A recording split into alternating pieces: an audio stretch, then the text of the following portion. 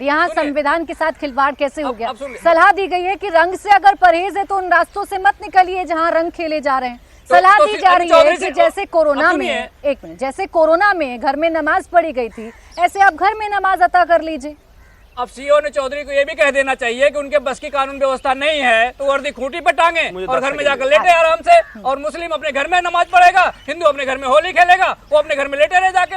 उनका क्या काम है फिर इस देश में, मुझे बताइए। दूसरी बात मैं कहना चाह रहा हूँ, दूसरी बात, जो भारतीय जनता पार्टी ने संविधान खत्म करने की सुपारी ले रखी है, उसके गोल में अगर सीओ चौधरी शामिल हो जाते हैं और प्रदेश के मुख्यमंत्री कहते हैं ये पहलवान है, इसका मतलब मुख्यमंत्री बड़े पहलवान है। संविधान को खत्म करने के लिए आप सीओ पर सवाल खड़े कर दीजिए, आप मुख्यमंत्री पर सवाल खड़े कर दीजिए, आप बीजेपी पर सवाल खड़े कर दीजिए। एक सेकंड धर्मेंद्र जी, क्या मुस्लिम धर्मगुरुओं को आपने नहीं सुना? क्या आपने नहीं सुना मौलाना खालिद रशीद फरंगी साहब ने क्या कहा, मौलाना सैफ अब्बास साहब ने क्या कहा कि अगर टाइमिंग को आप आगे पीछे करके त्योहार को सौहार्द के साथ मना सकते हैं तो ऐसा कीजिए। वो भी तो यही कह रहे हैं। ये आपको सांप्रदायिक नहीं लगता, लेकिन सीओ कुछ कह दें, मुख्यमंत्री कुछ कह दें, बीजेपी कुछ कह दे तो सांप्रदायिकता क्यों दिखने लगती है? इसलिए दिखने लगती है कि भारतीय जनता पार्टी की योगी सरकार में सांप्रदायिक दंगे जानबूझकर फैलाए जाते हैं। बहराइच में दंगा फैलाया गया, भारतीय जनता पार्टी के विधायक ने इस बात को स्वीकार किया कि भारतीय जनता पार्टी के द्वारा प्रायोजित दंगा था ये। संभल में जो दंगा हुआ उसमें पुलिस की मदद लेकर के सीओ चौधरी ने खुद कहा गोली चलाओ, गोली चलाओ। अब मुझे बताओ, कोई पुलिस अधिकारी नागरिकों पर गोली चलाने की बात कैसे कर सकता है? आपके नेताओं पर एफआईआर तो है संभल दंगे में, और उनसे पहले के उनके बयान खूब वायरल हुए। जवाब दीजिए। खैर बहुत छोटा शिवम त्यागी जी, फिर जयंत जी के पास जाना। नहीं देखिए, छोटा तो नहीं हो पाएगा। मैं एक चीज कहना चाहता हूं कि मुझे लगता है कि सीओ संभल की भाषा से अगर किसी को दिक्कत है तो भाई आपको अपना सुनने का तरीका ही बदलना पड़ेगा, क्योंकि पश्चिम उत्तर प्रदेश की भाषा तो ऐसी अखड़ी रहेगी भाई, वो नहीं बदल सकती। मैं खुद भी वहीं से आता हूँ, वो भाषा नहीं अपनी भाषा को संविधान के तराजू में तौल कर देंगे। भाई बैकग्राउंड में गाना गाने के लिए थोड़ी बुलाया तुम्हें, रुको अपने समय बोलेंगे। पहली चीज तो ये, तो भाषा तो नहीं बदल सकती। अब अक्खड़ भाषा है तो है, अब क्या करोगे, मतलब हमें बाहर फेंक दोगे? दूसरा वर्दी पर इनको रोकिए ना प्लीज, मैं चिल्लाना धर्मेंद्र 3 और उनका सड़क पे थोड़ी लड़ाई लड़ रहे हैं। दूसरा एक और प्लीज आप इनको रोकिए। दूसरा मैं एक और चीज कहना चाहता हूं।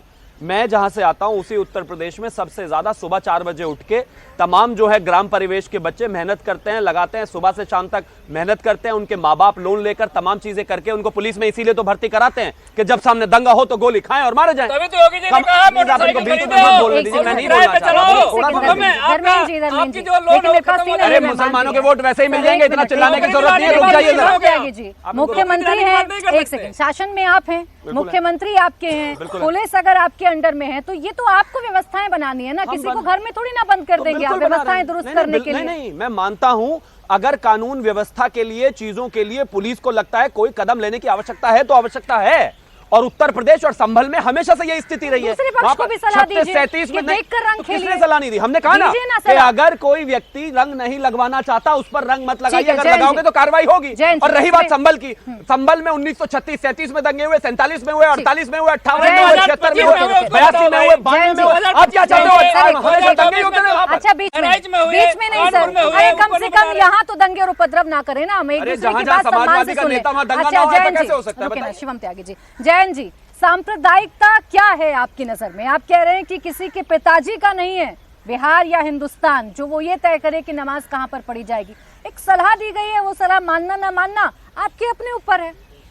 देखिए, हमारा देश कोई 1-2 वर्षों का, 100 वर्षों का नहीं है। लंबे समय से यहाँ उतार चढ़ाव भी लोग होते देखा है, और समाज के अंदर हर तरह की मानसिकता के लोग होते हैं।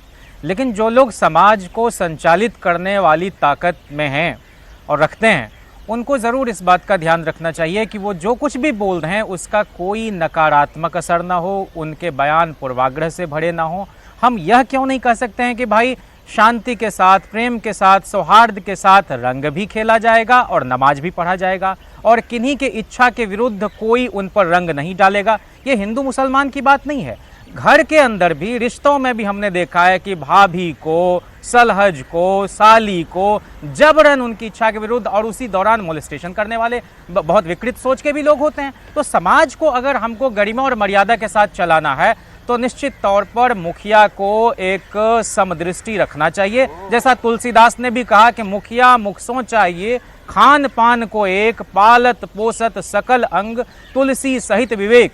दुर्भाग्य से यह विवेक ना तो उत्तर प्रदेश के मुख्यमंत्री के अंदर है और ना तो जो बिहार में आपको कुछ लंपट किस्म के जो विधायक हैं उनके बयान हैं उनकी तरफ से ये देखने को मिल रहा है।